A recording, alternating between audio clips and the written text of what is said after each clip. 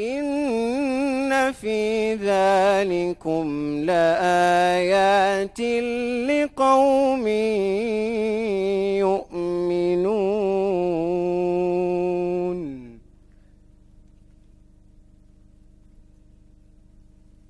Thank you, Brother Yasser. Last year, the International Center for Biosaline Agriculture, ICBA, joined hands with the Islamic Development Bank and the Bill and Melinda Gates Foundation to launch Phase 1 of Tamkeen. Tamkeen is a program that aims to build leadership skills among young Arab women scientists in order to fill the gender gap in the scientific field workforce, especially those sectors that are working towards food security, nutrition security, water security. Issues very pertinent to our region, to the MENA region in particular, which faces water scarcity and difficulty in producing our agricultural needs, and ones that the youth will have to tackle now and in coming years. To start our event, please join me in welcoming Mr. Zahir Rabia, Director of Capacity Development Department at the Islamic Development Bank, for the opening statement.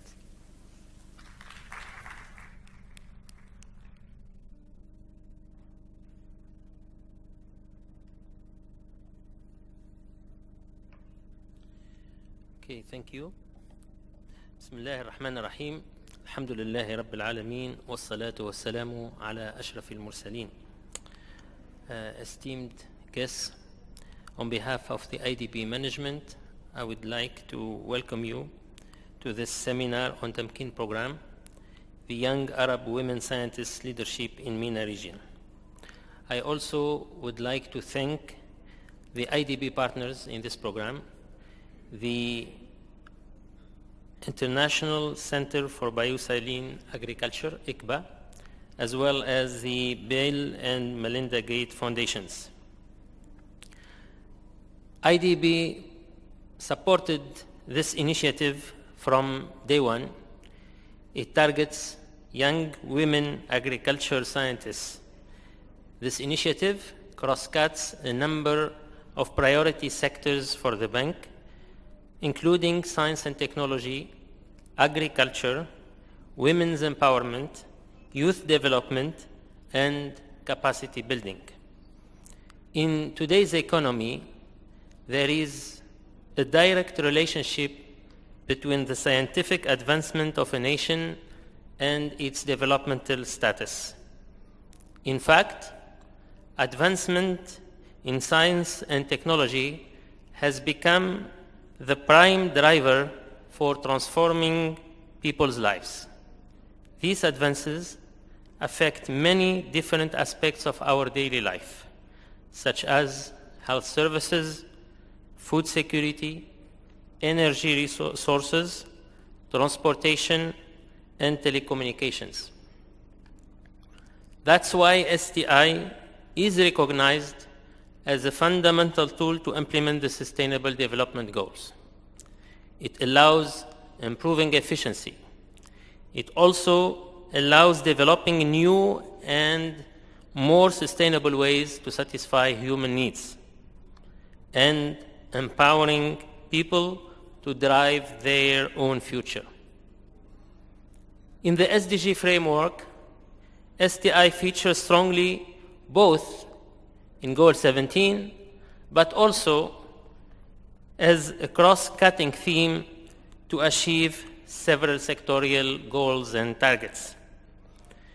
However, although the importance of promoting science and technology for the socio-economic development is now unanimously acknowledged by international development institutions, IDB stands out with its unceasing emphasis on the essential role of science and technology since its establishment in 1975. In fact, the bank strives to strengthen both the human and the institutional capacities of its member countries to promote their scientific development. The bank established the scholarship program more than 3 decades ago and launched its annual prizes for science and technology in 2001. The bank also addresses the regulatory framework and invests in the infrastructure that underpins scientific progress. IDB suggested to its member countries to dedicate up to 10% of their project financing proposals to STI projects. It is worth noting that IDB member countries invest on average less than 0.5% of their GDP on STI, compared to a world average of more than 2%. IDB strongly believes that strengthening scientific and technological capabilities of its member countries can be achieved through sharing knowledge and resources, and also through the establishment of strategic partnerships. The reverse linkage mechanism introduced by the bank in the last few years proved to be a powerful tool and an efficient cooperation mechanism to transfer the scientific knowledge and technological know-how. In its quest to build a strong human capital base and empower women, IDB partnered with ICBA, ICBA, and Bill and Melinda Gates Foundation last year, in 2016, to design the Tamkeen program, which aims at addressing the challenges facing the Arab women scientists, particularly in the agriculture sector. Specifically, the program seeks to facilitate knowledge exchange and networking among women scientists through the MENA region in many countries: UAE, Oman, Jordan, Egypt, Lebanon, Palestine, Morocco, Tunisia, and Algeria. And the ultimate goal of this program is to help create a new generation of Arab women scientists and leaders, and to contribute to progress in women's empowerment. So today we gather to learn more about the Tamkeen program, present success stories of young women who have undergone a similar program under our program in Africa, and discuss the way forward to promote Arab women researchers and scientists in the MENA region. So I wish all the best to the panelists, and I look forward to a fruitful discussion. Thank you very much.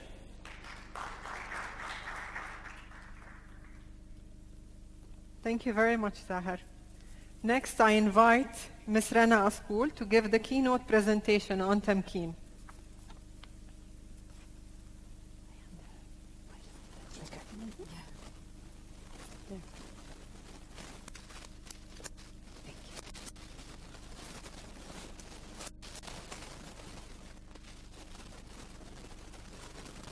Good afternoon.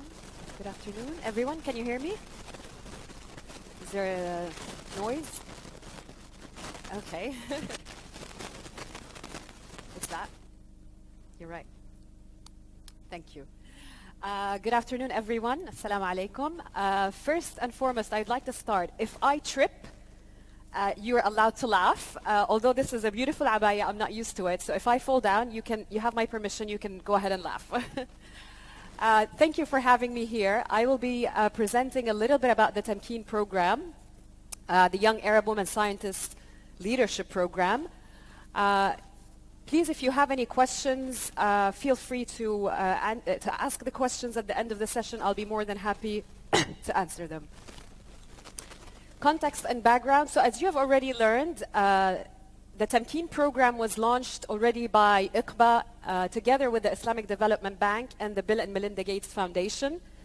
And they launched the inception and design phase of the program about August of last year. And the Tamkeen program, like has been mentioned earlier as well, is a one-year career accelerator program aimed at developing both leadership and science skills for women scientists in the region. We're going to talk a little bit about what we have done since August of last year up to today on the Tamkeen program. The Tamkeen design phase and the work that we have done since August of last year really focused on three main areas. We first started doing some research to understand the landscape that we're coming from. We moved on to the design phase, and then we tested a little bit, small parts of it. So the research phase consisted of looking at three particular aspects.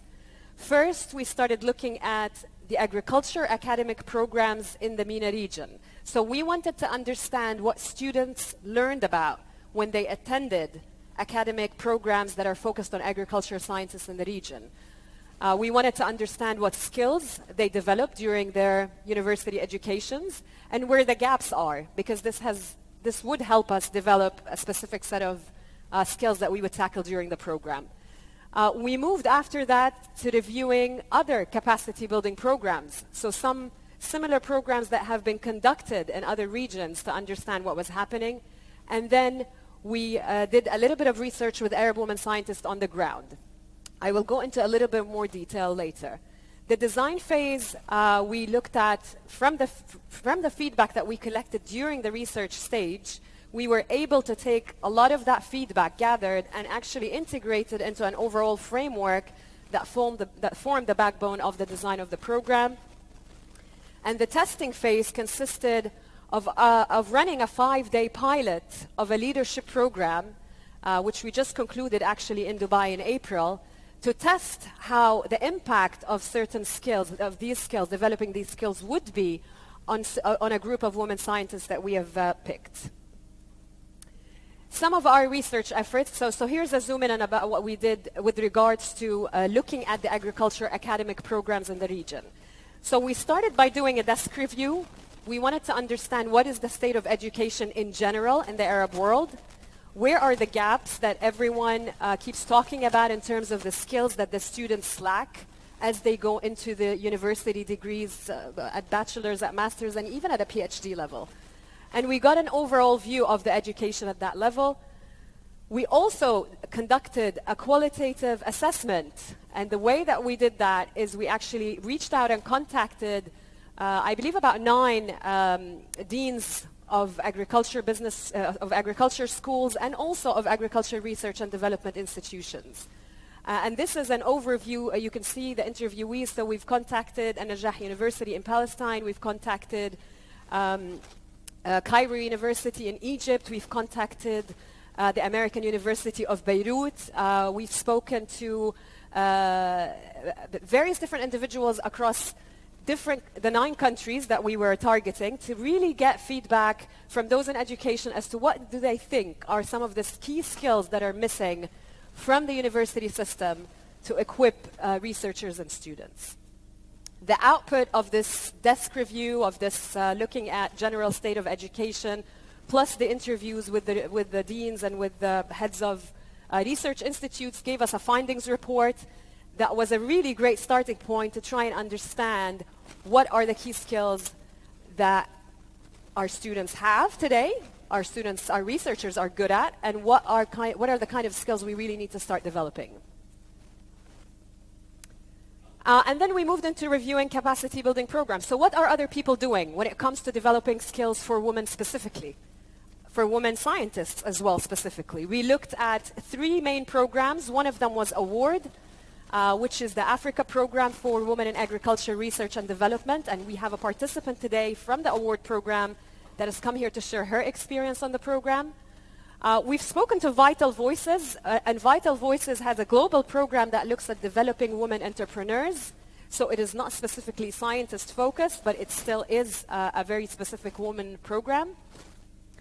And we actually spoke to Vitea. So I'm not sure if any of you have heard of Vitea, but Vitea actually specializes in the UK at identifying the competencies that are needed by researchers to achieve researcher excellence. It is a long-standing program that has been first run by the UK Research Councils. They have a fantastic framework at everything you can think of that has been done through a lot of research, through a lot of studies that they've conducted themselves as to what is exactly needed. What are the competencies? What are the skills that are needed in order for researchers to achieve researcher excellence? We did the same. We had interviews and we produced a findings report that summarized what we learned during that process. Now, the last step of the research effort is that we actually conducted both interviews and focus group sessions with a group of Arab women scientists from the 9 target countries. We actually covered a total of 35 participants during the process, and this was either through one-on-one interviews or through conducting focus group sessions. We had 3 focus group sessions, one that took place in Dubai, one that took place in Rabat, and one that took place in Amman. And during these sessions, we were interested in understanding a few things. What are the challenges that are reported by the women scientists themselves? What do they struggle with on a day-to-day basis? What are some of the key areas that we need to help them with, or that they ideally think that a program should help them with? And what are some of the opportunities? So we wanted to also look at the good things that are happening, because we wanted to make sure that they are also covered and they're also part of the enabling environment that will help them achieve researcher excellence. From that exercise, we were able to also produce another findings report with a summary of the results, and we were able to gather a database of 194 Arab women scientists in the MENA region, which is not an easy task because you have to reach out to a lot of people. There aren't any particularly established networks that focus at women in agriculture, but we managed to pull that off. I will give you a little bit of an overview about the mission and the objective of the Tamkeen program. So it was mentioned earlier, the bigger objective of Tamkeen is to actually increase the number of women scientists in leadership positions. If we really zone in to a specific mission, it is really to increase the contribution and the impact made by Arab women scientists and researchers on agriculture scientific research and development for the MENA region and in the MENA region. There are 4 specific objectives as we drill down to it. One is to build women researchers' capabilities, build their skills. The second is to create a network for Arab women scientists to connect and learn and collaborate. The third is to link the regional researchers with international researchers. And the fourth, but equally important, is to place research and development and to place the contribution of women into research and development high on the region's agenda. So part of the Tamkeen objectives is to also act as a catalyst for research and development and for women's contributions to be more discussed, to become part of policy decisions and thinking through policy issues. So this is the holistic development framework. And what we mean by that, it is sort of the vision that we look at. It is the overall structure that we look at as we look at how Tamkeen will actually implement on the ground the objectives that we just covered. On this side, you will see Tamkeen will focus on building leadership skills. These are the soft skills. So communication, negotiation, influencing, presentation skills. These are the soft skills, but it will also look at building the science and technical skills. And I will show you a bit later on during the presentation what are the specific training courses that we will be looking at through Tamkeen. In addition to the training or the learning that will happen in that part, there will also be opportunities built into the program. So this is a 1-year program that the fellows or the participants will go through. So there will be other opportunities where they'll be able to apply some of these skills and also build other skills along the way.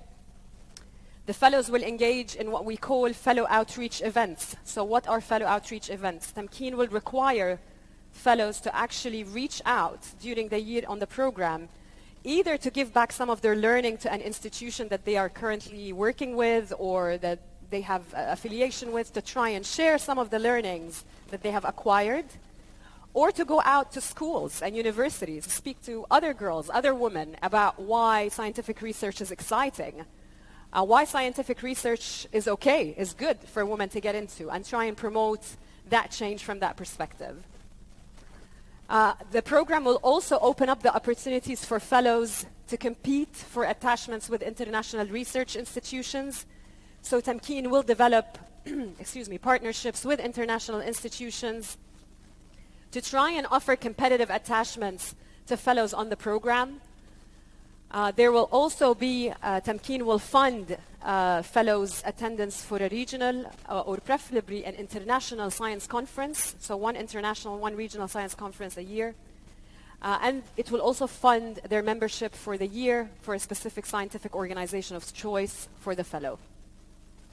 Within all that, from the beginning of the program, Tamkeen Fellows will also be paired with a mentor from within their scientific community. This is a senior male or female distinguished scientist, researcher that they will be paired up with in order to provide a more holistic support in terms of their skill and career development. The circle that you see on that side, which I'm sure none of you can read, but I still put it up there, is the Viteya Researcher Development Framework. It is divided in a way where the way that Viteya thought about researcher development, they said, okay, let's sit, let's talk, let's do a lot of research. What are some of the skills and capabilities that researchers need in order to achieve researcher excellence? And they put all of that into the circle, which talks about how do you develop the knowledge and the intellectual abilities? How do you develop the communication skills? How do you develop the engagement and impact skills of researchers?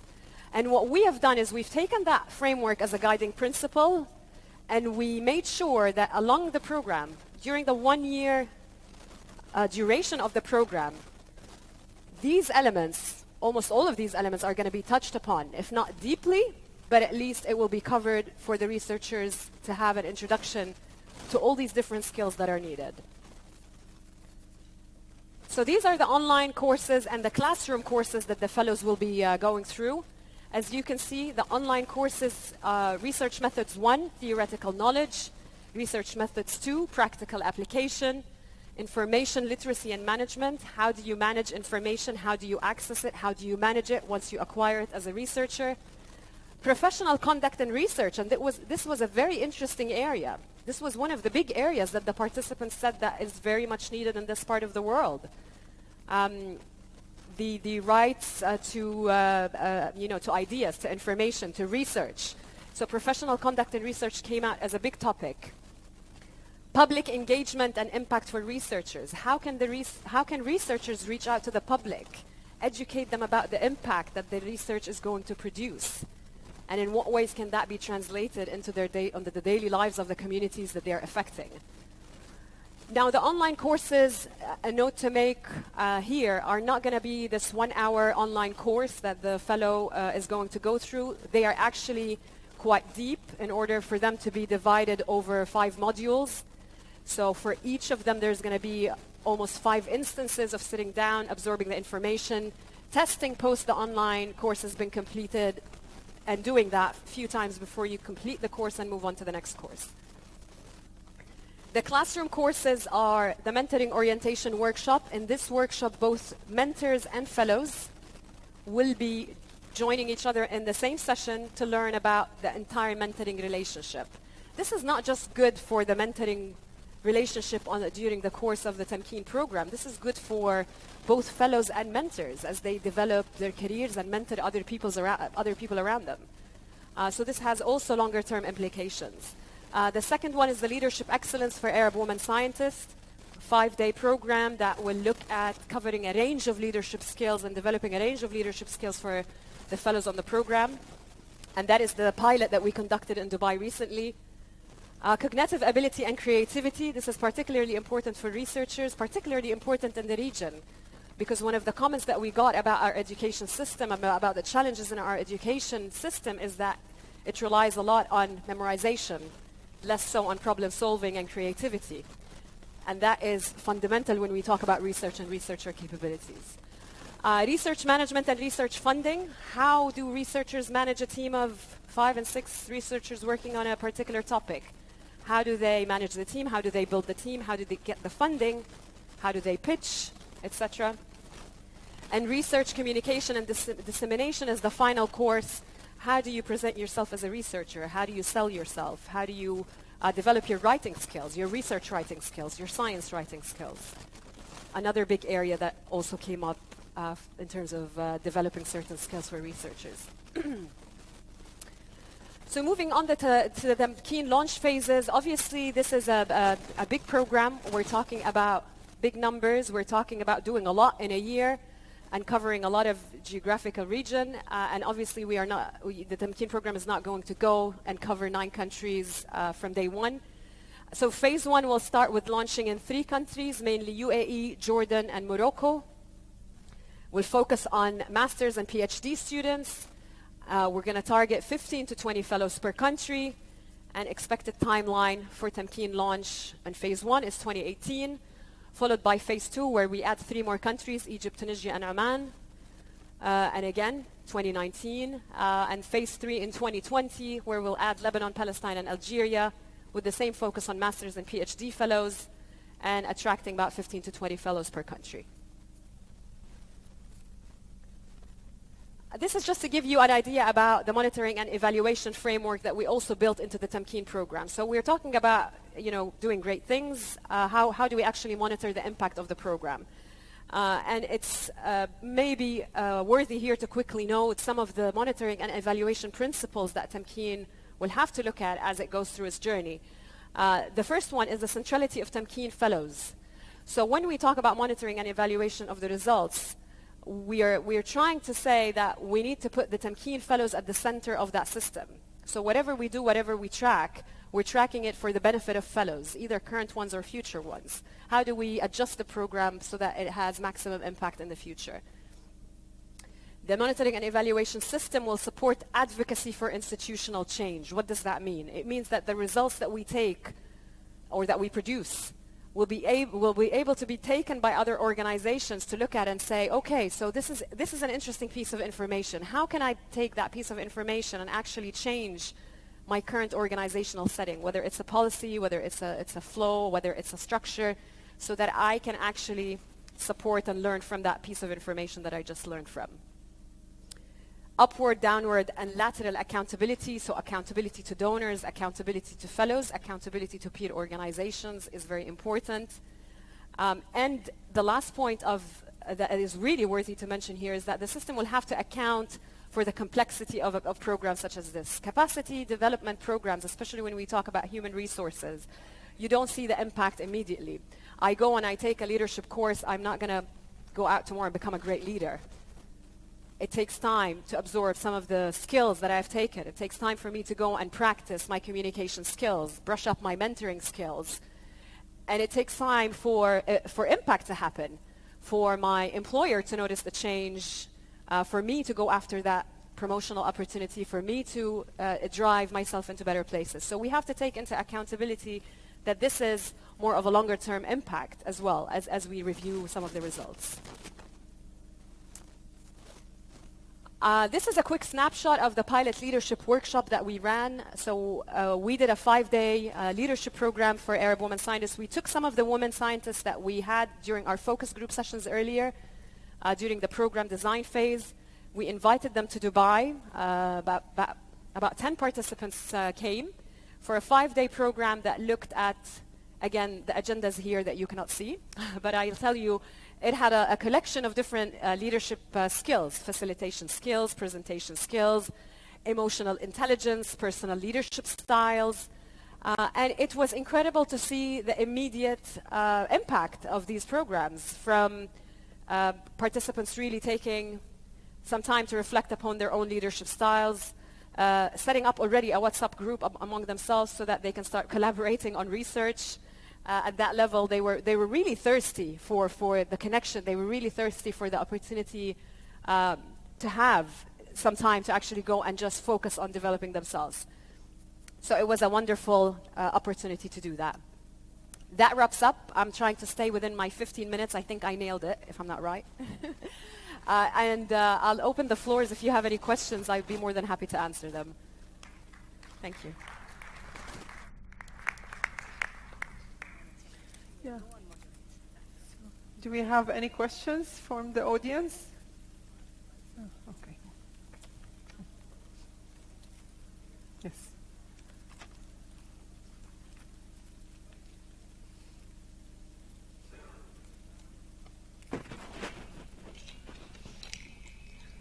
Thank you very much. First of all, thank you very much for the lovely presentation and the great job that you're doing and planning on doing as well.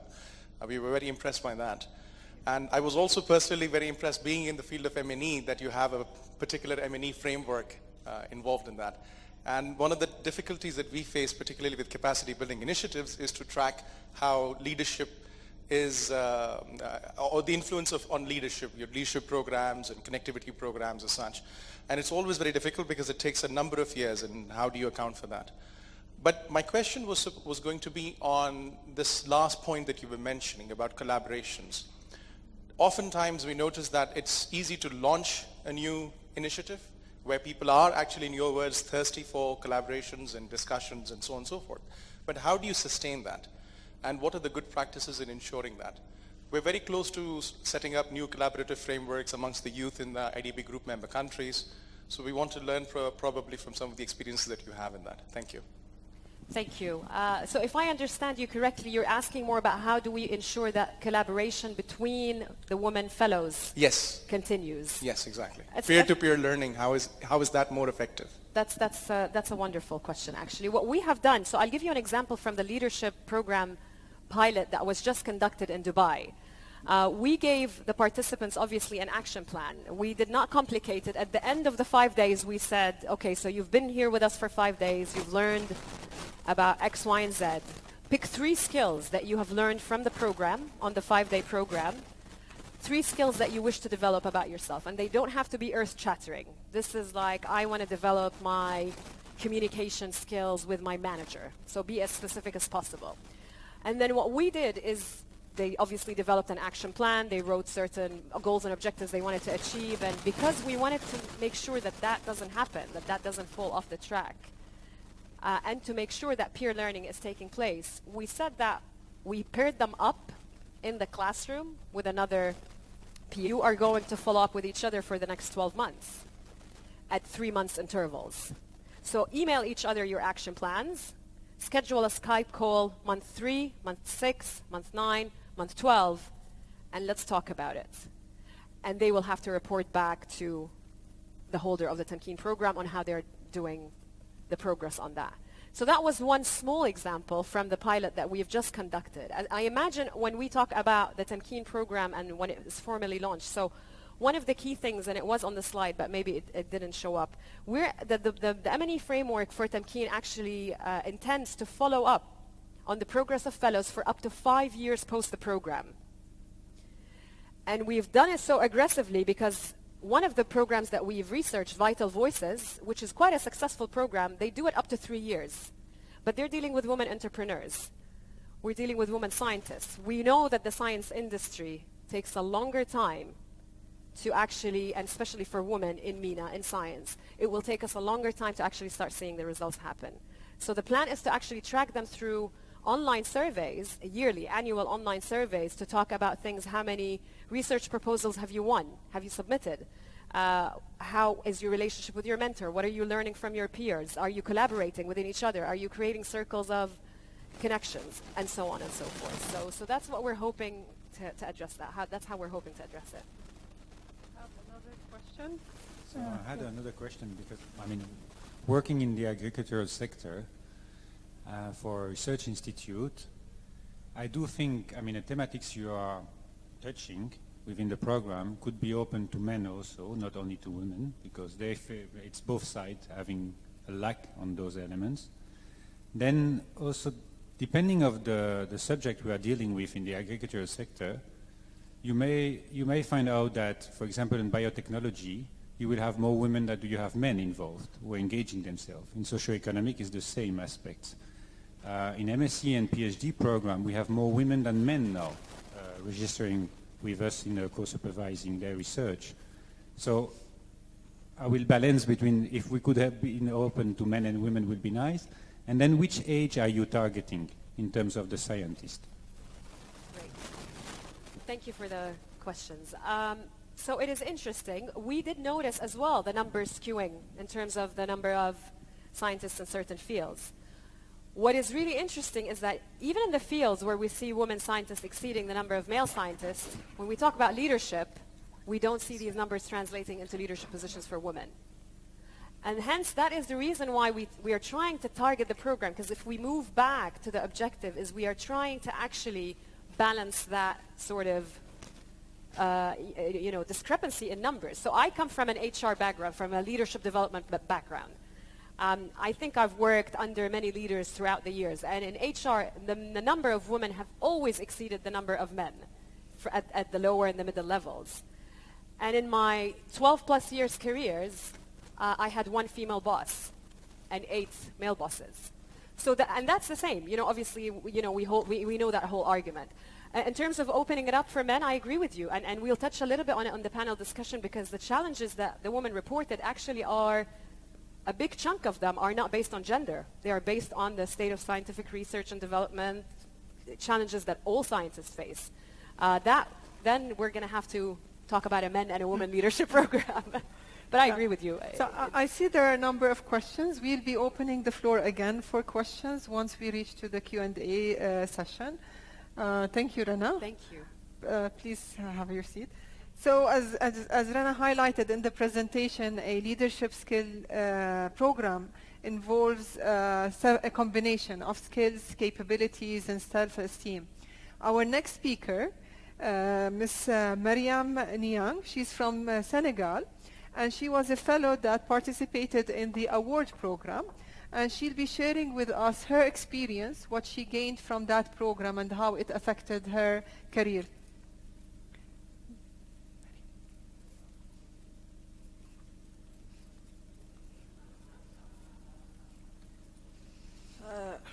أعوذ بالله من الشيطان الرجيم بسم الله الرحمن الرحيم السلام عليكم ورحمة الله وبركاته.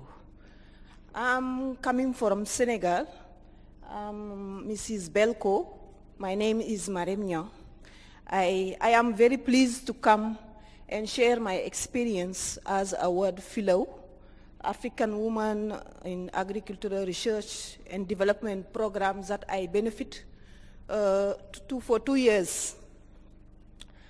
In this presentation, I will share with you my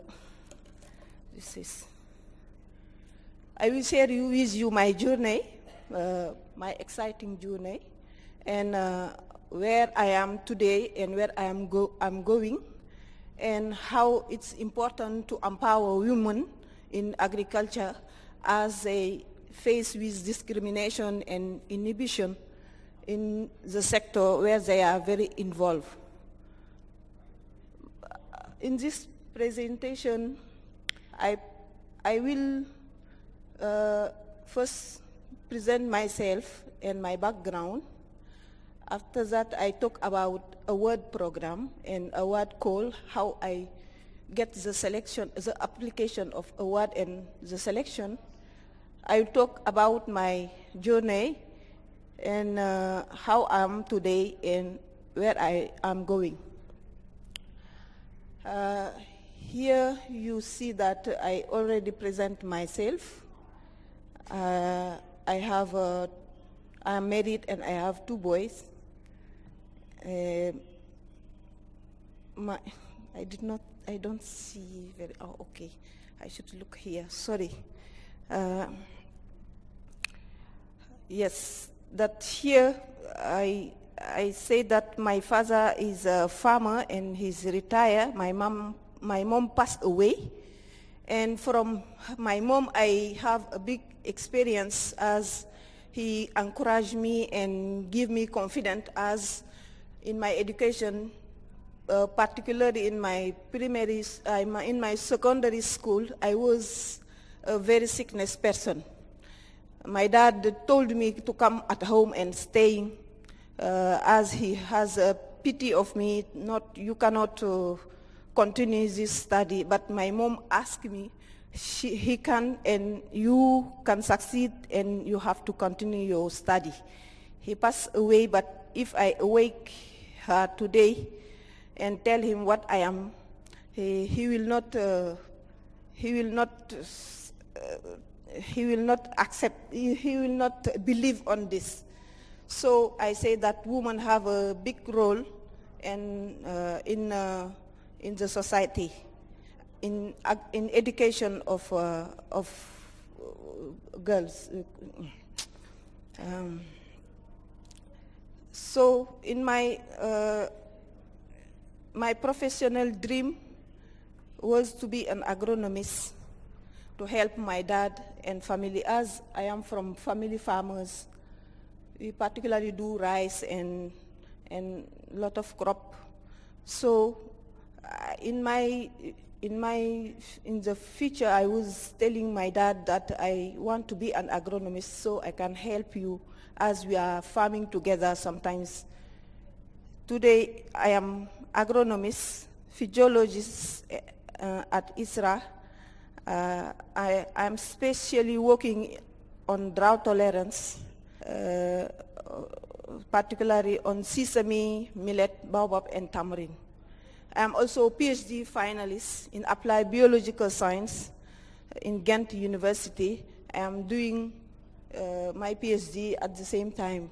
It's not something like easy, but I do all my best to work and also try to finalize my PhD. About award, I can say that award is a very interesting program supporting women scientists, the top women scientists in Africa. And his vision is how to integrate gender in agriculture and how to empower women, how to help women being capable to lead position in agricultural Africa.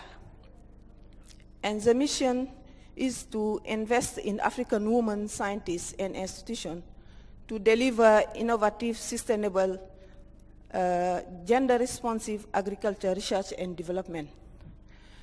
How I know award is the award strategy is focused on 3 components. Award is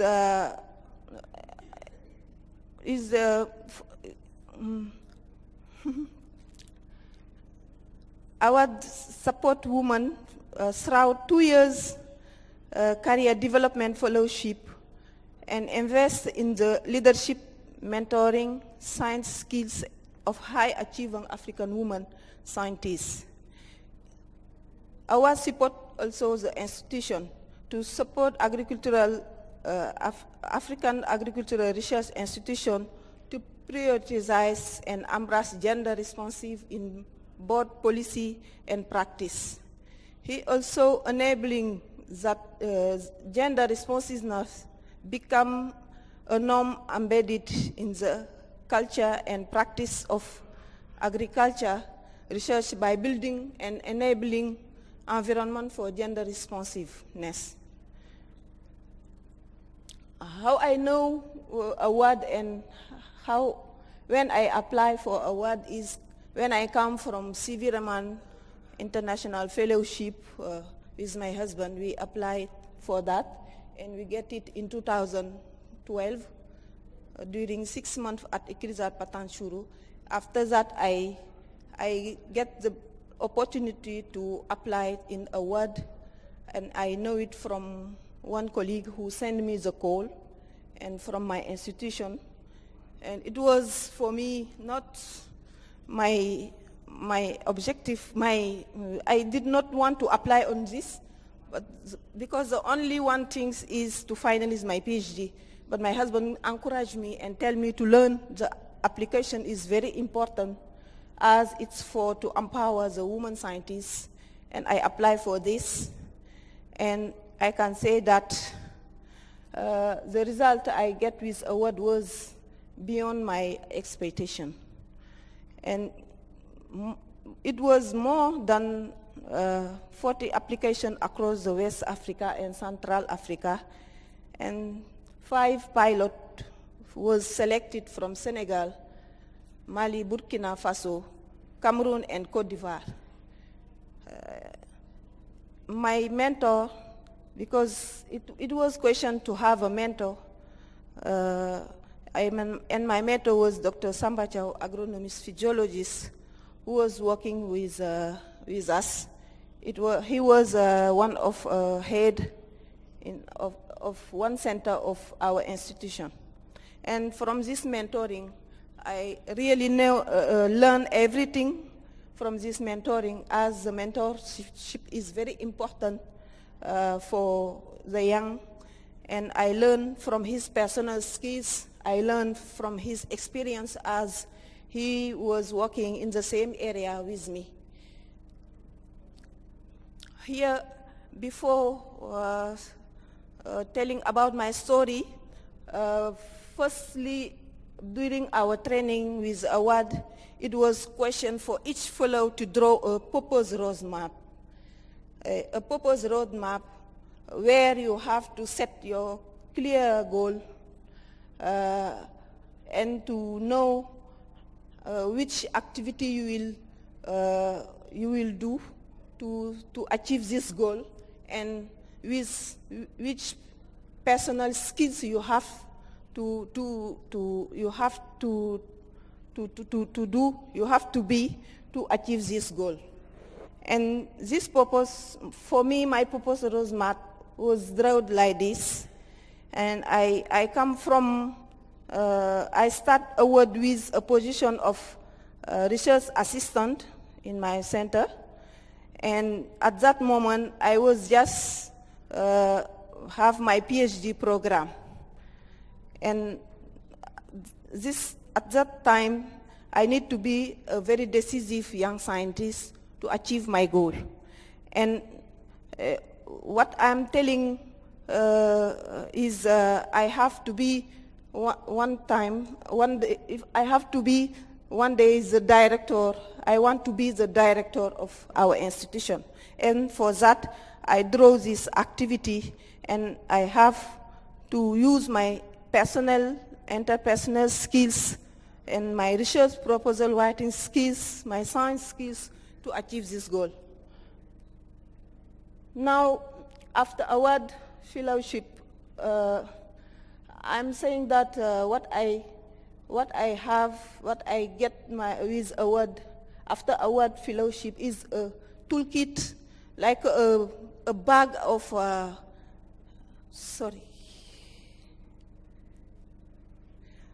is a bag of knowledge I have in my hand, and I'm saying that I feel that I am capable, and I have the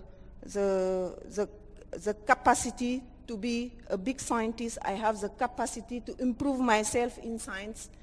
I have the capacity to increase my collaboration, my networking, and all this knowledge. I use it during my research, and I get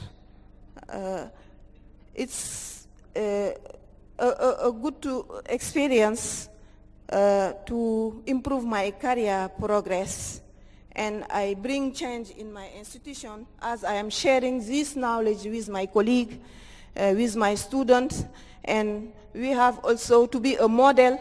And it was questioned with award to give a seminar, a role modeling event that I give in the farmers field with my partners. So that I'm saying that my experience with award was something improving my research and improving my grad. I am coordinating projects. I am coordinating project funded by World Bank, improvement of sesame productivity and its valorization in Senegal under WAP program, financed by World Bank. And they give fund about $180,000. And this project I coordinated with a partnership of one institute of food processing in Senegal and farmers organization. So I am leading a team, and I use all my experience I have with award in leadership in this project. So I'm saying that the experience I got with award was helping me very well in coordinating this project, and you will see in my presentation that I get good result that I share with the community, the farmers community, and my colleague scientists. The output I get in coordinating this project is one thing is I was among the most advanced project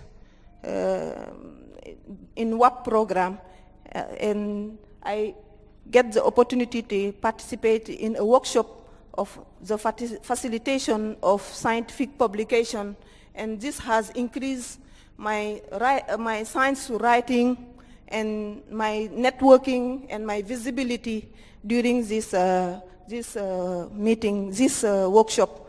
And the acquisition of gender skills I get with award has helping me to integrate gender in my project, and I work directly with the farmers, and I drive very well my project with them, and you can see here these pictures when I was with the woman and the farmers.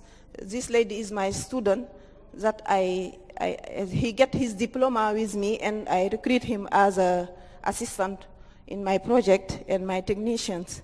So I can say that before award, I did not have this experience in coordinating project, but during award and after award, I have improved very well myself in coordinating project. And I'm saying that I almost attain all my output, because I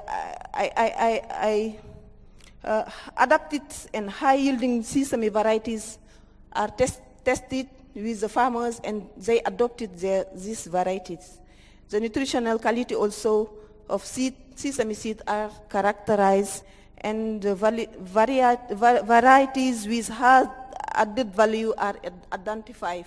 Only one activity I did not do yet is to transfer the technology package of how to produce sesame, how to transform sesame.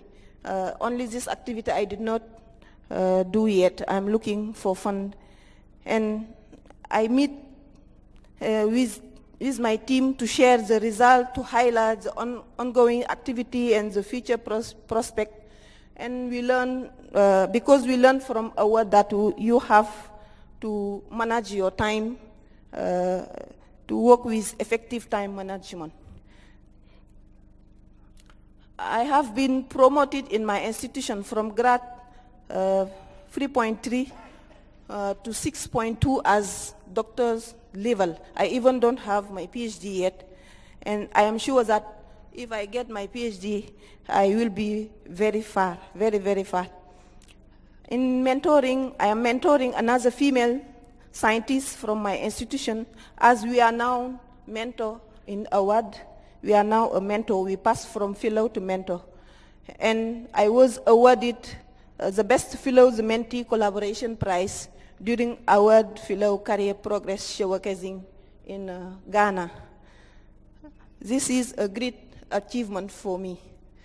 I'm supervising also students, national and foreign, and now I have 6 students have getting their diploma with me, and I recruit 2 who work with me, ladies and one young man, young boy. And I have also 2 as ongoing now. Before I come, 2 students from Benin as asking me to work with them on their masters. I was also sponsored several times to participate in international conference and training, and this has increased very well my capacity in science, and my networking, my visibility. And this is a very great achievement as a award fellow. One thing very important is the publication I have during my advanced science training, because the advanced science training is one of training in award program that are a competition. It was a competition among more than 1,000 women, and I was the third one of the competition for advanced science training. I was in IRD in France to do my research attachment there. And I am saying that this has increased my science skills.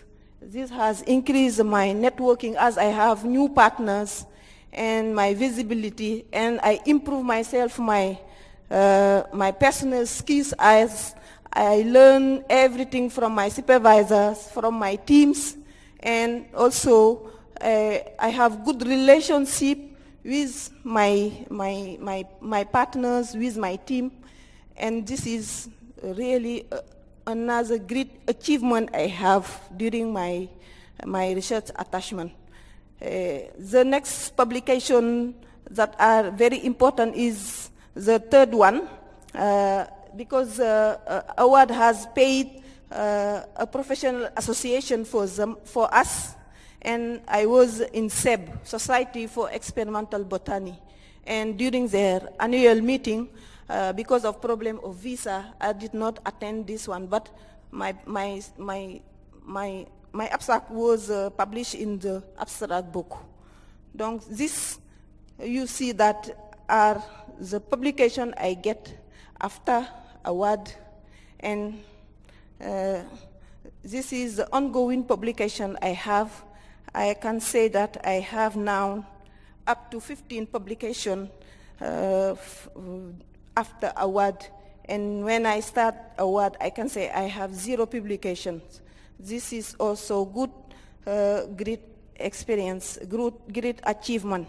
My ongoing networking also, I'm improving my networking. When I see a conference, I apply, and I recently participated in a conference on intensification durable in Dakar last May. I also looking for training, as you see that the big problem for women scientists is to get the opportunity to benefit from training, to benefit from participation in a conference, and I get the opportunity to do a training on how to improve our pedagogic method for lecturer, as also we have to share our experience. I write also a proposal on sesame. I developed 2 proposals. I'm looking for fund. My future plan is how to improve myself and to use all these skills to defend my PhD for graduation and further promotion. And I want to be very fully active in regional and international IRD activity and network, fundraising to continue Sesame project for technology dissemination, smallholder farmers, particularly the women, and enhancing my lecturing capacity and apply for research associate grade. I also improve my leadership capacity, as my dream is to be future director in our National Institute of Agricultural Research. I finish by saying that I want to congratulate ICBA, ICBA, you say, as women need to be trained, to be empowered, this particularly the young scientists. And this initiative, Tamkeen initiative, is really another big initiative for training women, for empower them, like award, and I support very well the Tamkeen initiative, and I congratulate ICBA for that.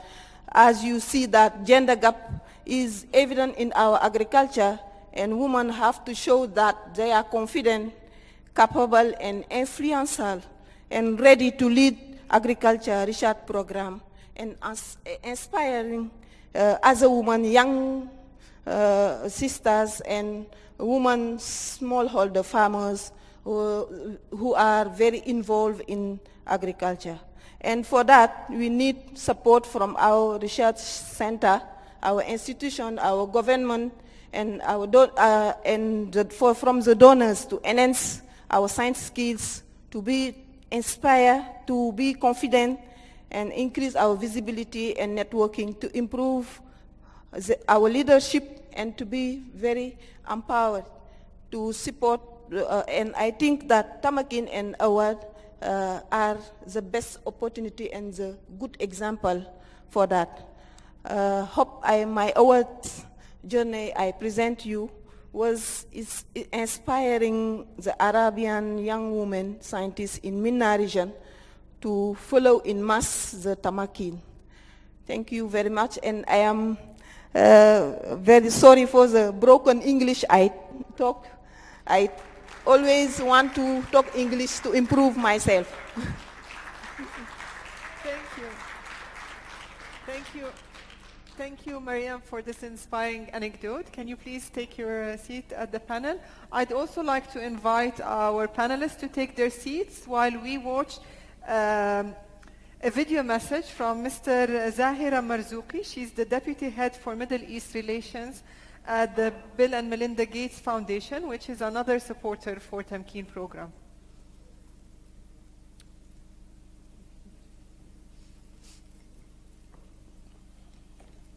Assalamu alaikum wa rahmatullahi wa barakatuh. At the Gates Foundation, it's been a real pleasure and honor for us to partner with Isdb and Isdb to empower women scientists in the Middle East and North Africa.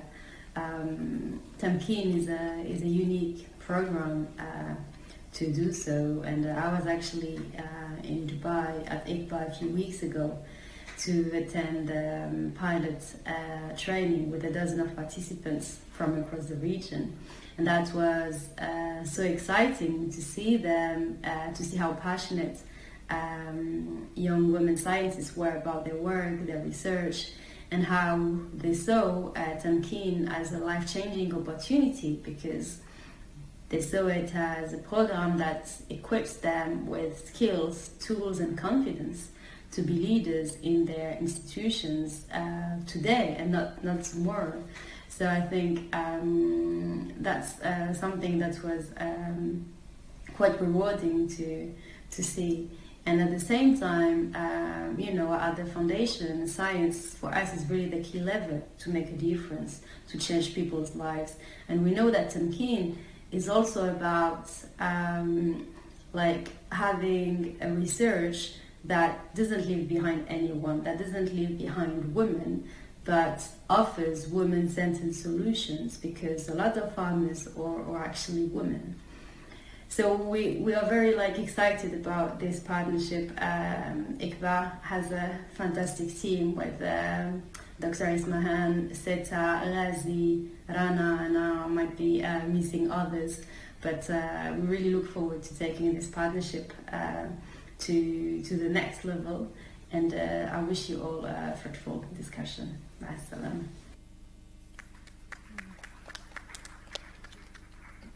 So as Rana mentioned, 2-3 weeks ago, we had a pilot workshop at Isdb, which brought one woman from each of the countries participating in Tamkeen. And next we have a video from them with testimonials from the 5-day workshop that they attended.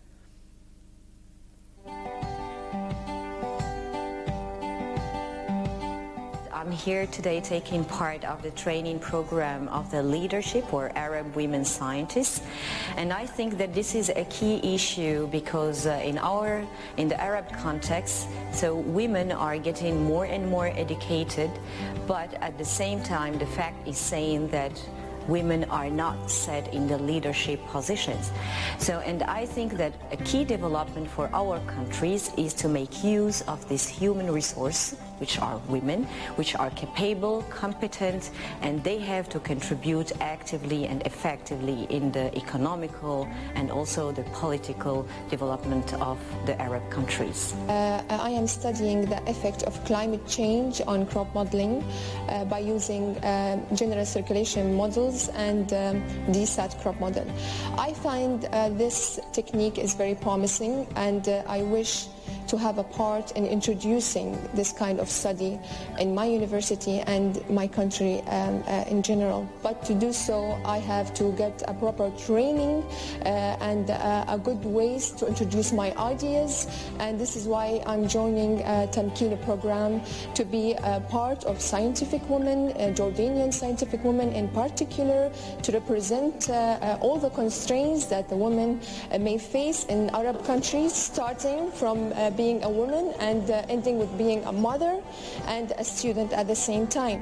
So I hope by joining this program to be capable of introducing a new techniques and to be part of a new search ideas. It's very important to join this program of the training leadership for Arab women because it is really important and needy in the area.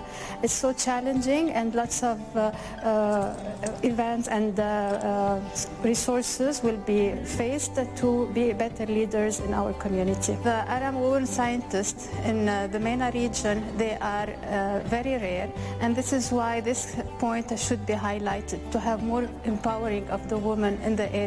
So to have better management and leadership, and so they can fill gaps that many men cannot fill. It is a very important course because it will build a connection and a network between women. Agriculture is a very important sector in the Arab world. In my country, like 70% of women are working in agriculture, but they are not leaders. They follow their family, their husband role.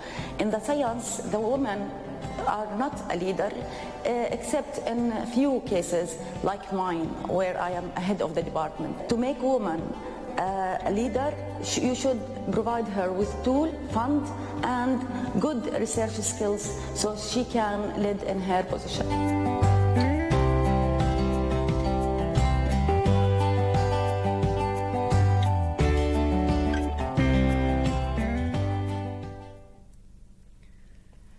With us today to discuss how we can gather support to really build the leadership skills of a critical mass of young Arab women scientists is a distinguished panel. You've already met with Rana and with Mariam. I'd like to also introduce Dr. Bashir Juma. He is from with the Islamic Development Bank. Dr. Asmahan Al-Wafi from the International Center for Biosaline Agriculture, and Ms. Jasmine Mirzaban from the King Abdullah University for Science and Technology here in Saudi Arabia. So we've been listening to women the last half hour, so I'll start with you, Bashir. Yes, and he's the only man, so we'll give you precedent. So this year's annual event of IDB is on the theme, the major theme is youth. And IDB is a core partner for Tamkeen from the early stages of Tamkeen, like we even inceptionalized the program together. So can you share with us IDB's strategic initiatives to support women leadership? I think it might be working already. It's working automatically. Automatically? Yeah. Yeah, thank you very much, Sarah, and I'm very pleased to be here to speak on a subject that's also very close to my heart. When you turn one woman, particularly one woman in leadership, you turn communities. So there's nothing that can be better than such an initiative, and to be among distinguished ladies. Often what you see in podiums of this nature is 4 men, and you will struggle to get one woman if you're lucky. So we're very lucky to have these distinguished ladies. Now, back to the question of what are these strategic initiatives that the Islamic Development Bank is investing in. There are many, and they will grow, particularly as we grow with our 10-year strategy. On the scholarship side, we have a scholarships program that is focusing specifically on science and technology, not specifically to agriculture, but agriculture is one out of the key areas of science and technologies, engineering included medicine. And within there are two buckets. One is focusing on what we call the least developed member countries that will take students from those to other members of the bank, membership countries, where there are facilities for better training, and those are in the form of grants, and annually they do attract a large number of students that are selected through the what we call our governors, our finance ministers of the bank. There's a second set which I find is also very exciting, which is what they call the merit scholarships, and those are targeted more towards to all member countries, but it provides outstanding students to go out to higher institutes of learning, centers of excellence globally. What I find attractive from those two programs that are looking at science and technology is that the students are in a way obliged to go back to their countries. And they have to go back as part of the signing up for the training. And a good number of them are women.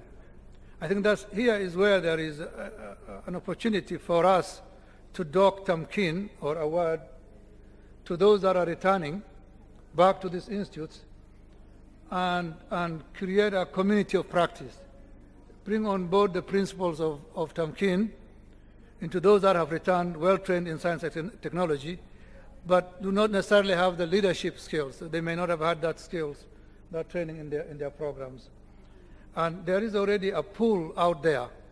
There is also another pool strategically, investments being made by our education department at university levels across countries. There's another opportunity there to bring on board the Tamkeen principles that are proven through programs such as the award. I have been fortunate enough to be associated with award both as a funder in my previous job, but also in my as a mentor of those that are like Mariam. So I know the value of the program. I know what it can do, and I would like to see us we partner together to do a couple of things differently from what award did, which will be pretty strategic. One is to link it to national systems, national agricultural planning and investment systems, so that it can grow. The principles of award and other similar awards are well known. There's a danger that if we follow that route of the award, it becomes small, doesn't grow, becomes very small in its scope and lacks sustainability. When the funding of the donor, it becomes very much donor-driven, donor-dependent. When the donor funding dries, it dries. We don't want Tamkeen to dry. So link it to the bank's investments, but much more importantly, link it to the national agricultural investment plans of those countries, their science and technology institutions, so that they can budget for it and let it grow. I think that would be really innovative. I think I'll stop there, and when we have a chance, I'll come back to a few points. Thank you. Asmahan, you're an Arab scientist. You're also the Director General of one of the leading research centers in the IDB member countries. Can you share with the audience some of the challenges that you faced along the way in getting to this position?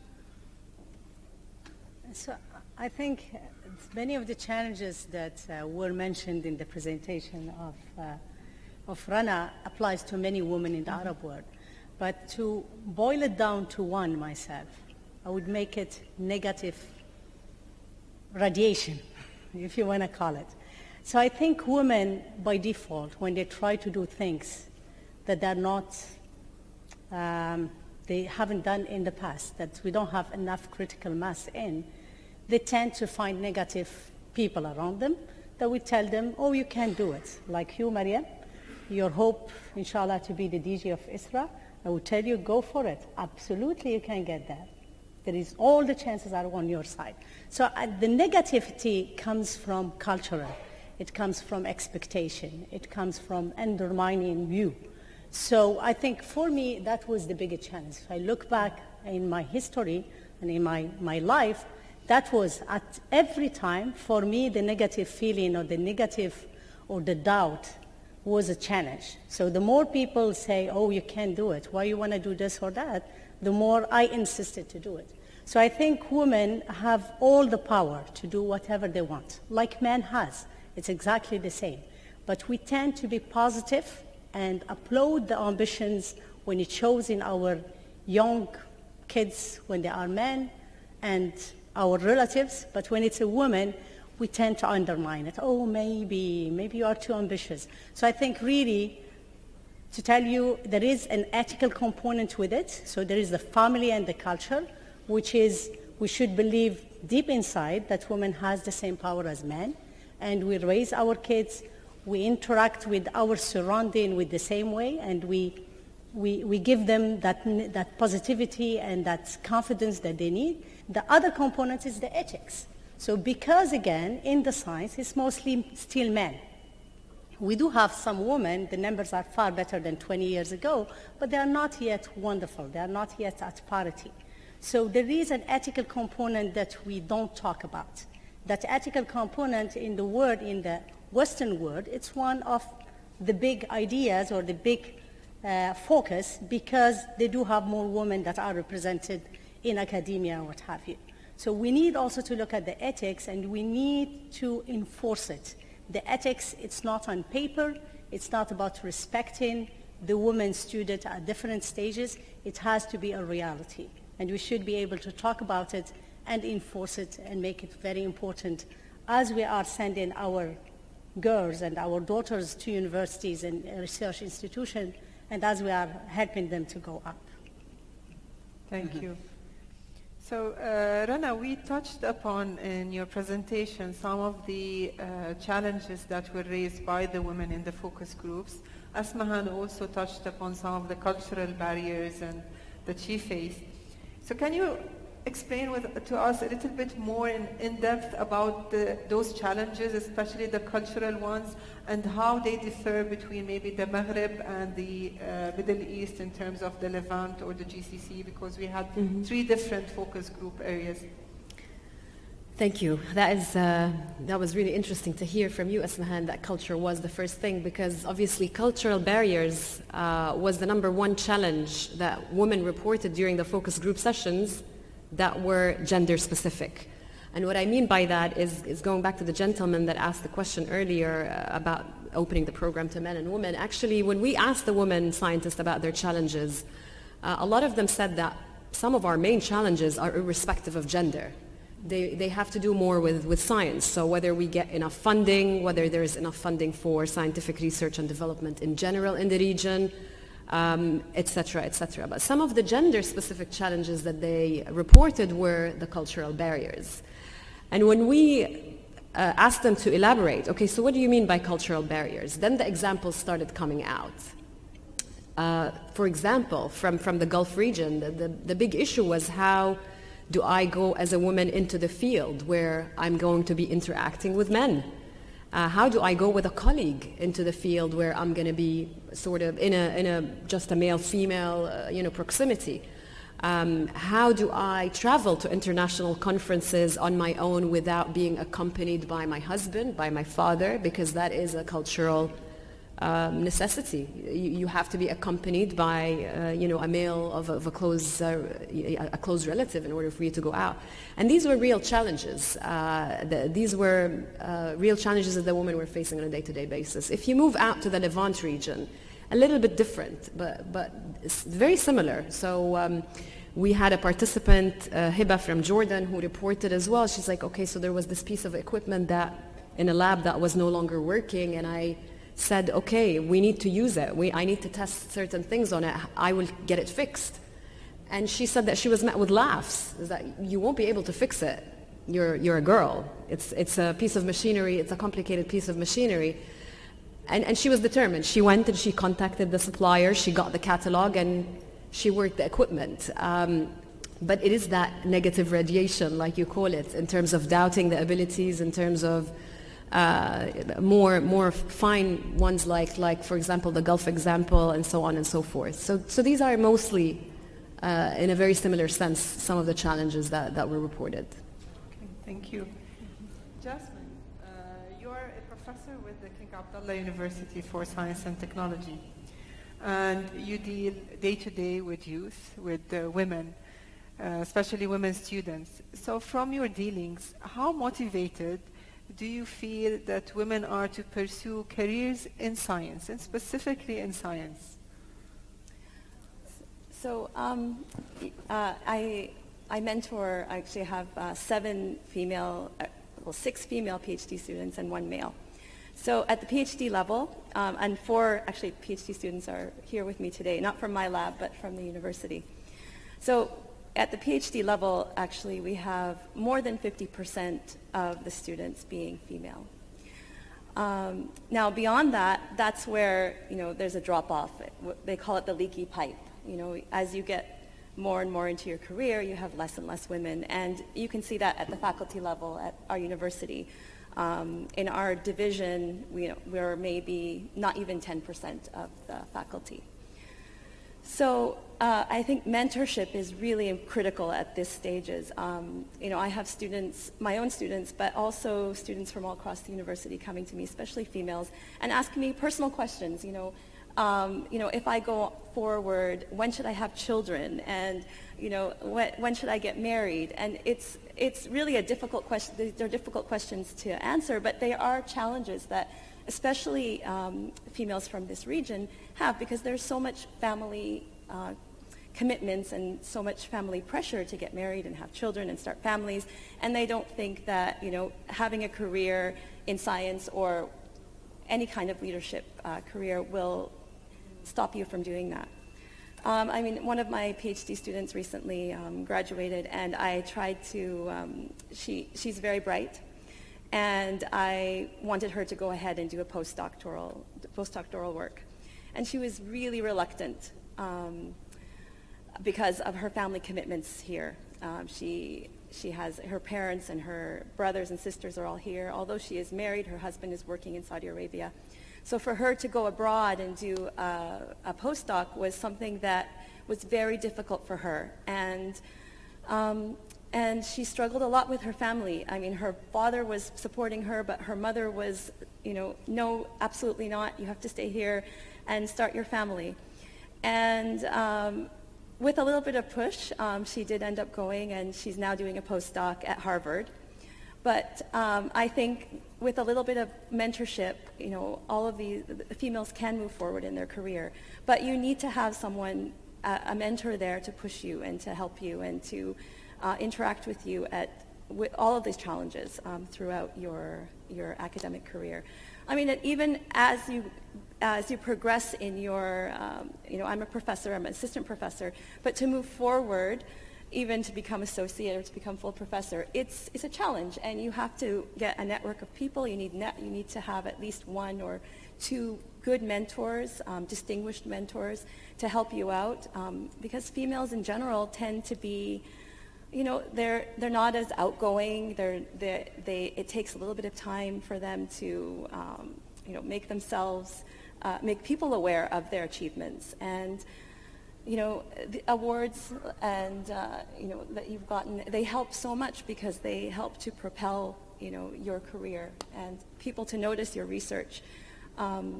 So yeah, it's definitely the students that I've been mentoring and interacting with, they do feel intimidated, but I think having a role model there and a mentor helps so much. Thank you.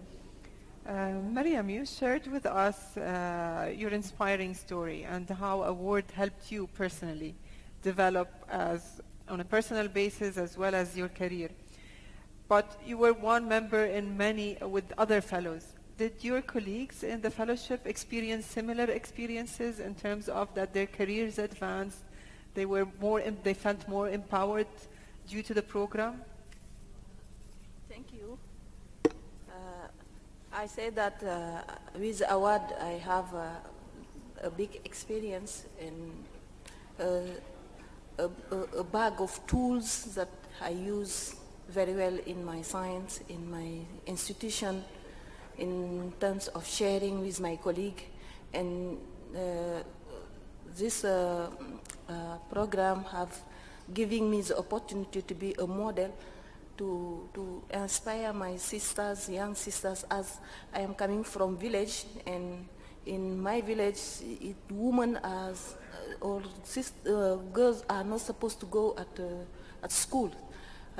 Today, I give a model as when I am coming in the village, it look like a minister is coming. So it's look like all the girls in the village have to go to school, and I'm saying that this is a great achievement for me, as they told my dad he's not a normal guy because he let his girl is going to school, how a woman is. So that I'm saying that award give me the opportunity to be a model, to be an example for girls in my village, and also it impact very well in my science skills. As I improve very well my writing skills, I improve very well my leadership skills.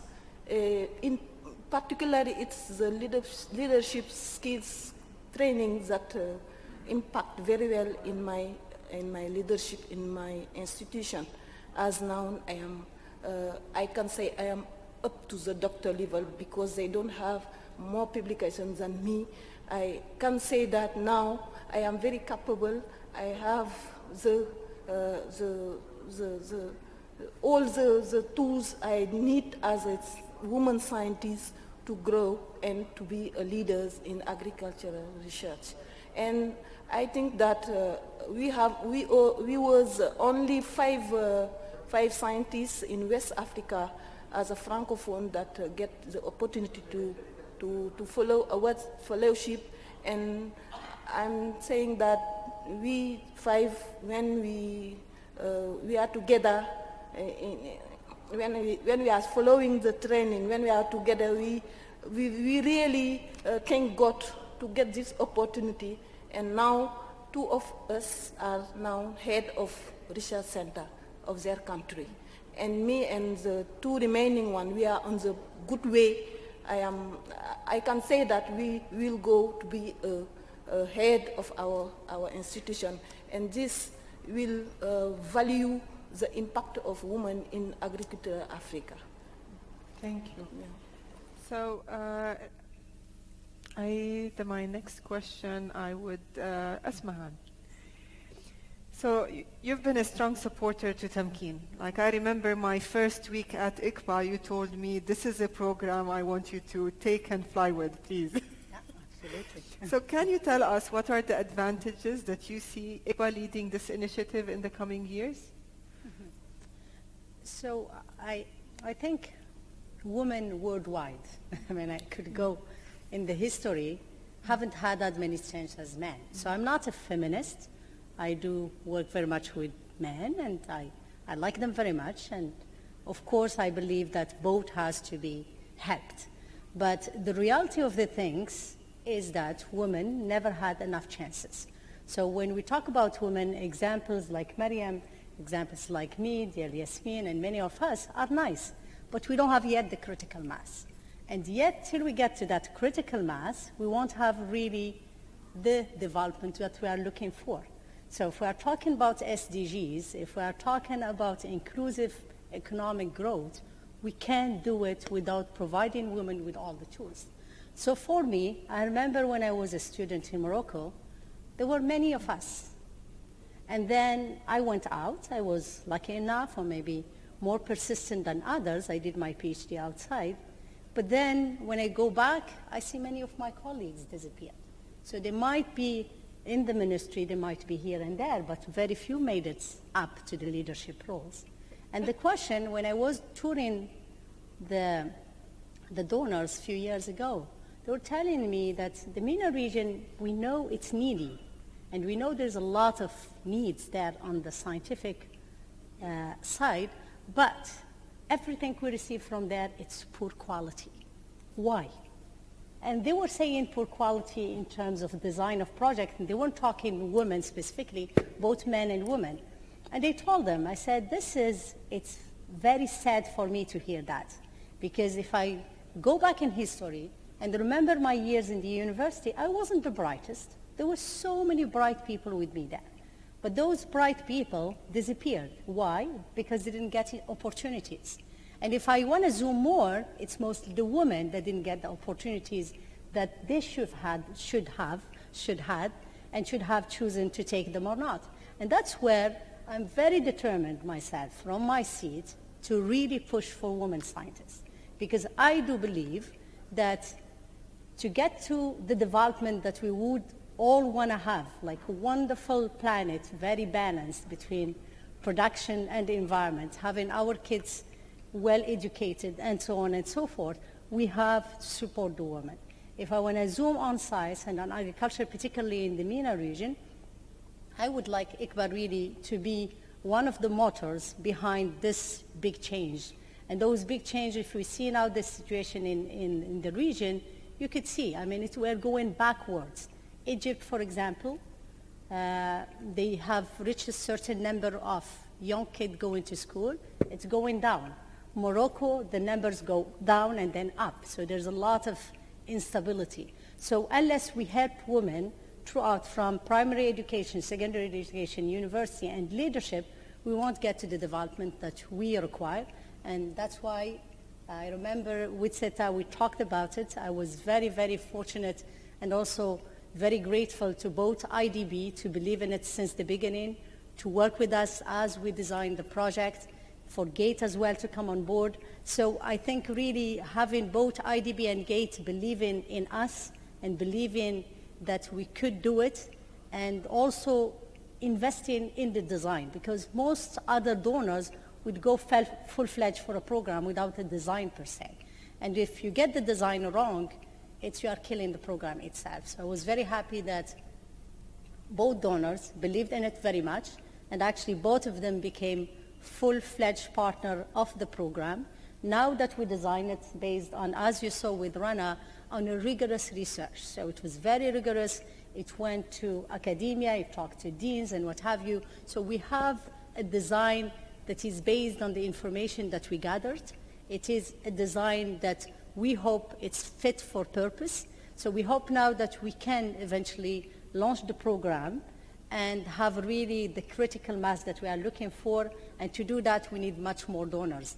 And so we are hoping, I'm hoping that in 10, 15 years, I'll see many, many like Mariam talking about the program of Tamkeen and telling us their stories, their own individual stories, and how the program Tamkeen made their life different. Thank you, Ismail. Rana, like we've been focusing a lot on leadership programs as a mechanism for promotion. But from our discussions, I know that there are other aspects of Tamkeen program that will impact. Can you touch upon those for us? Sure, yes. It is interesting because when we talk about a lot of capacity building programs, we're always saying that, women leadership, which is needed, which is very critical, that you get a balance of some sort at the leadership level between men and women. But there are a huge number of effects, really, that go beyond having someone, whether a man or a woman, promoted into a leadership position.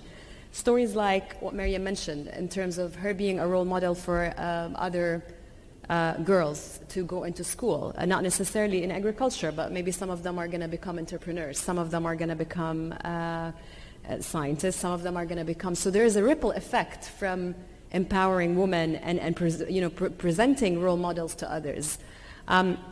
there is a tremendous opportunity of other byproducts. When you have someone that goes through a leadership program that looks at leadership from specifically from a gender lens, it brings the whole concept of diversity, or hopefully it brings that whole concept of diversity into their core leadership skills. So they carry that concept with them as they go into these leadership positions. Diversity becoming a core at the leadership level in institutions has a tremendous ripple effect on the community level. We can see that a lot of the chaos today that we witness in the world is because of our lack of understanding of diversity, our lack of appreciation of diversity. So the other day, I was reading a comment about being, how we're always told to be tolerant. But actually, we need to go beyond being tolerant. We need to start appreciating diversity. That is the step beyond. Tolerance is just putting up with something. Appreciating it is actually taking it truly and embedding it in your core. So we talk about these kinds of impacts, presenting role models not only for young girls, for young men, for young boys, the impact that having this diversity really integrated at the leadership level, having one leader pass it to their peer leader, and having that concept grow in terms of understanding diversity, understanding it specifically from a gender perspective, can really go a long way in terms of change that can be happening at a community level beyond promotions and leadership positions. Thank you. Bashir, Islamic Development Bank is a partner. It's a core partner to Tamkeen, and we're looking ahead to moving forward together. From IDB's perspective, how do you evaluate Tamkeen's opportunities to support the bank's vision for capacity building in member countries, in MENA and beyond MENA to the other member countries?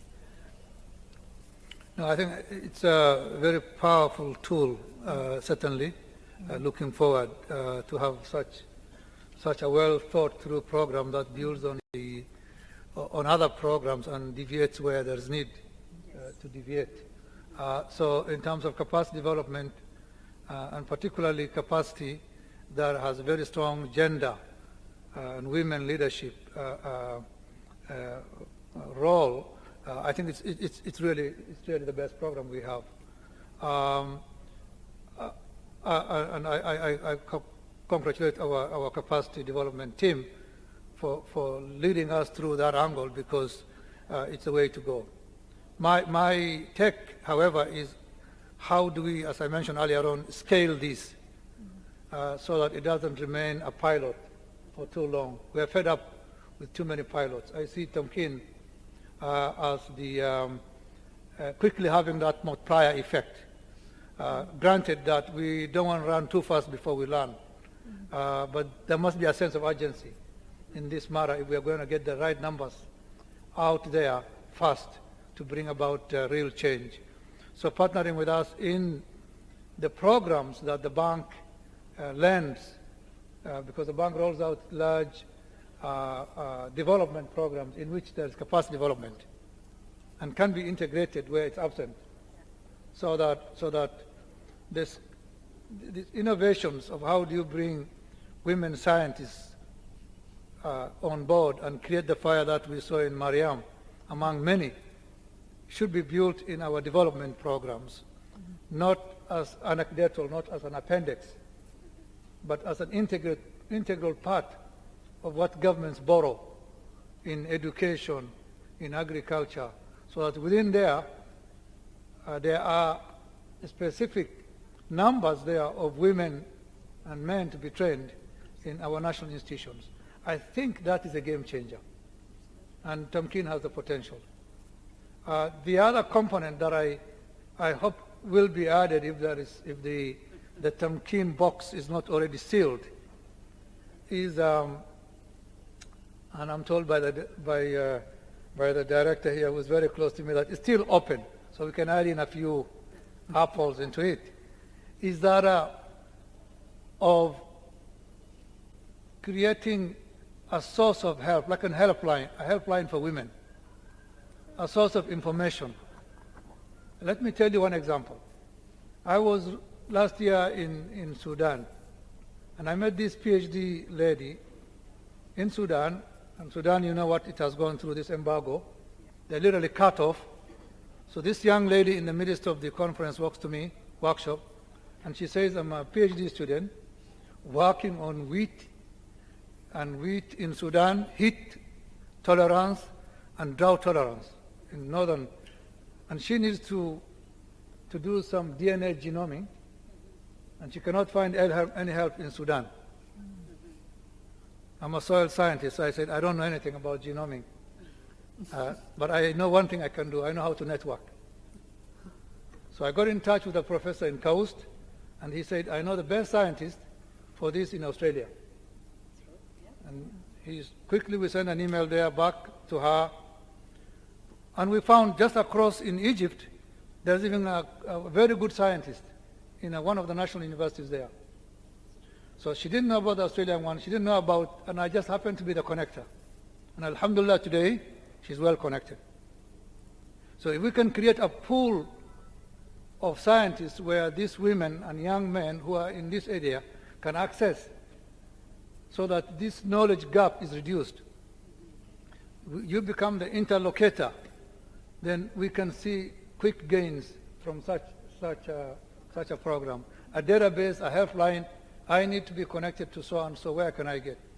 And then finally, the next point I wanted to make is that while it's important to build the Mariams of this world and Ismahanes who's now building many Mariams, in many of our institutions, in MENA and the other MENAs in our member countries, the biggest problem we have is Mariam, for example, knows how to lead. She's a good scientist, but she doesn't have a functional lab.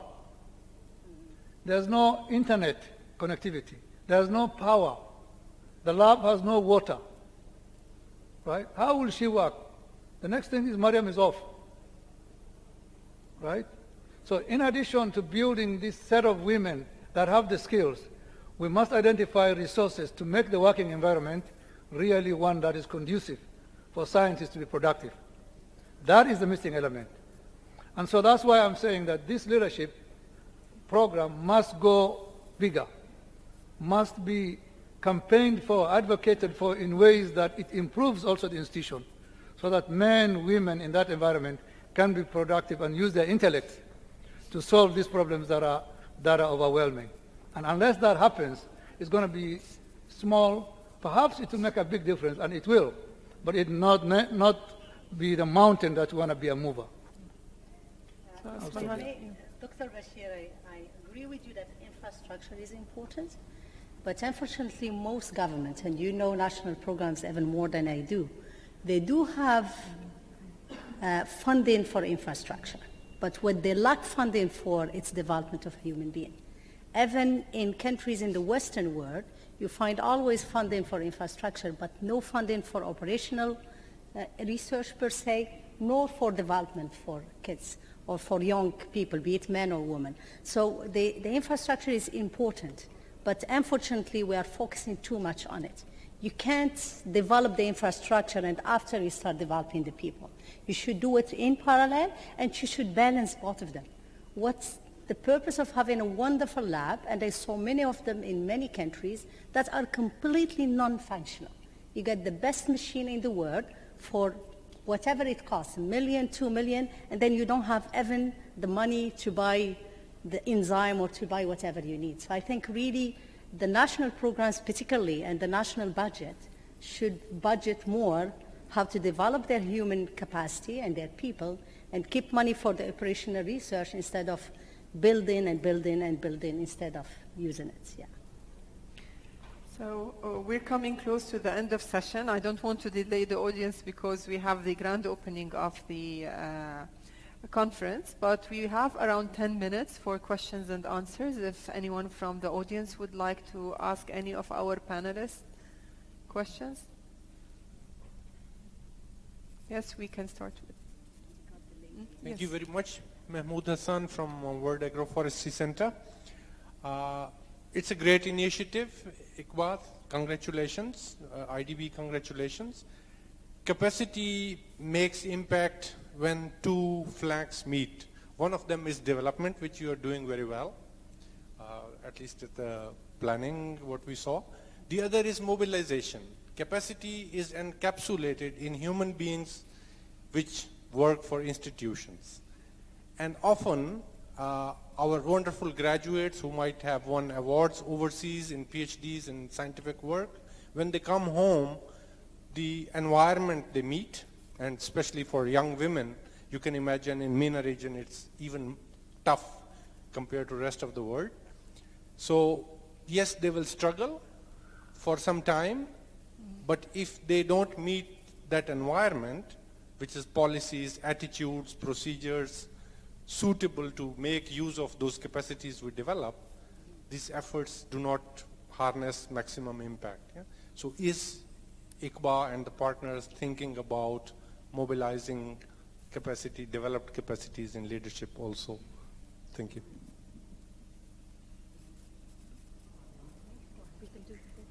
So it's a very, very interesting point. I will borrow from Award, actually, in terms of what they do with particularly in regards to that. So Award has this big concept of partnering with peer organizations. So what they do is that they go and they take their leadership excellence program, let's say, and they don't just do it for their fellows. They go and they say, we want to do it for organization X. They send their trainers so that I think the main point, and that's just one example of some of the training programs, they do that across the board in terms of their training programs and across the board in terms of the institutions that they target in Africa. And I think their main point was that we don't want to only train our fellows, we want to change the environments that they're posted back into. And that was a very critical point when we were doing the research that we highlighted, saying this is really a brilliant practice because you are changing the entire environment around you. You are not just changing the fellow and taking them and putting them back in the same environment to go. So that's, and that goes back to how the impact will actually take time to happen. And maybe to add to what Ana said, I fully agree with Dr. Bashir. That's where national program, national policy has to come along as well. So if you do it in collaboration with national planning, so you are part of the decision making, we are part of the information, the knowledge that comes into their planning, and they have to embrace it. So through embracing it, hopefully they will put measures and ways and means to improve that environment. Yeah. We had a question here from the lady on the front row. If we can have the mic.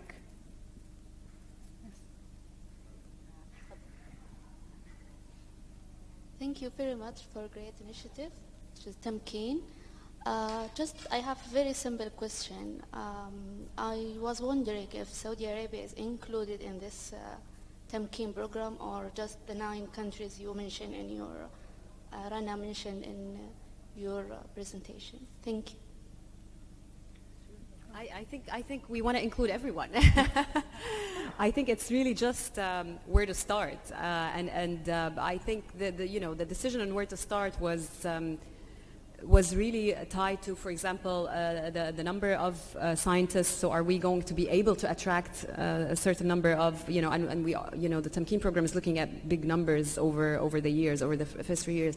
But my understanding is that really this is a program that is wished for and that is envisioned for to cover the more the merrier, the entire countries. So maybe Seta or we are looking forward to actually at one point be able to cover all of the Arab countries. So that is the ambition that we have. But we have also to have reasonable expectations of what can be achieved in the small duration.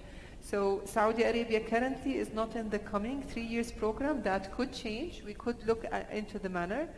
But tying back to a question also at the start in terms of opening it up to men or to other countries, what we are looking to do is all of our online training programs will be open access. So what we will be doing is whatever training is developed under this program in terms of online for the participants will also be open to all participants, not only from the MENA region but beyond. We're also working that the training itself, the workshops, once they are implemented, we train local trainers within each country that could take this training beyond the women of Tamkeen and offer it under other modalities as well. So do we have any other questions? Yes, please. Oh, okay.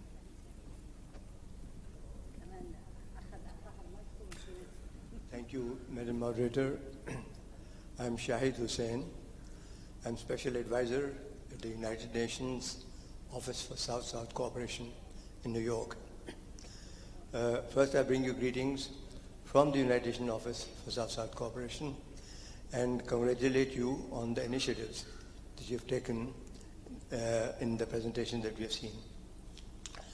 I was encouraged towards the end of the discussion here to hear from you that there is also an intention to extend and expand the focus of your activities, Tamkeen like, in other regions of the world also.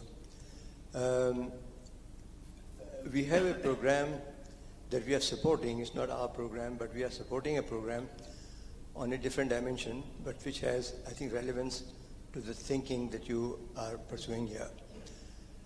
The Islamic Chamber of Commerce and Industry and Agriculture had started a program 4 or 5 years ago, building up trade information in the Islamic chambers for businesswomen. So a trade information network for businesswomen in Islamic countries, in short, BIN, was created. And they were in the process of developing information on businesswomen, on business executives, women, across the OIC member countries.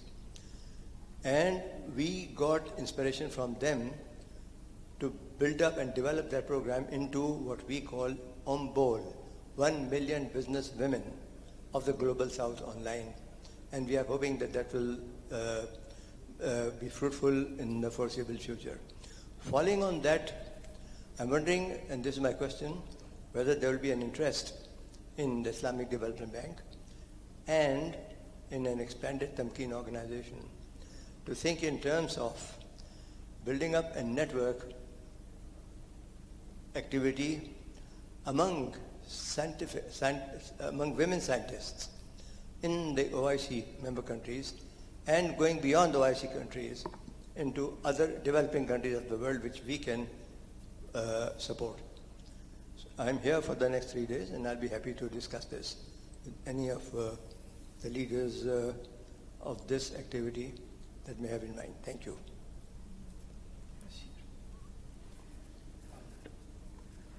Yeah, I think it's a sensible request for partnership. No one can say no to networking for greater impact within the OIC member countries, particularly something that is linked to such an innovation. So I would just say that let's have more discussion, particularly with our capacity development colleagues here, in terms of understanding better what your program is and explore opportunities for synergy at this point in time. And maybe to add to Dr. Bashir, I mean, the list of 9 countries, it's countries where we can basically fundraise for. So we're not limiting any country, especially we started a program for MENA because there wasn't a program that was serving MENA, whereas Award was serving Sub-Saharan Africa. So that's why we started from there, but it's all depends on where can we find funding and for which countries. So like, for example, we are talking to Kuwait, and Kuwait would like the program to go there and to cover the Kuwaiti women. We know, to go back to the lady from Saudi, that a number of Saudi scientist women, it's very, very high. It's not minimal, it's really quite good as a number. So if we can find funding to come Saudi, we'll be very happy to do it, specifically with cows. So, and we are open, basically the bottom line, we are open to all partnership. We don't say no to any good idea. We are very open to do South-South because most of the work we are doing right now is South-South. We do know that there are other programs in other places that we can learn of. Rana cited some of them, but we know there are more. So we are trying really to learn from what happened before and capitalize on that. And if 1 + 1 can be 11, we are all for it, for sure. So do we have any other questions, or we can conclude the session? There is the young man there. Yes, He has okay. been trying to get your attention, Satya. Thank you so much for this great opportunity. You have heard a lot of nice stories that really should be spread out the Ummah, and this will really inspire many women in our member countries. I have only one question. Maybe it was addressed somewhere, but I don't know if you have some advocacy activities to really get the support or have the voice of the authorities, but also the scholars. I think they can really internally support this kind of activity, because the main shortcoming we all care about is about, we say cultural barriers. I will say social norms. Sometimes they have nothing to do with the religion. Yes, they are just absolutely. social norms. Are you planning to talk to the scholars also to get their support?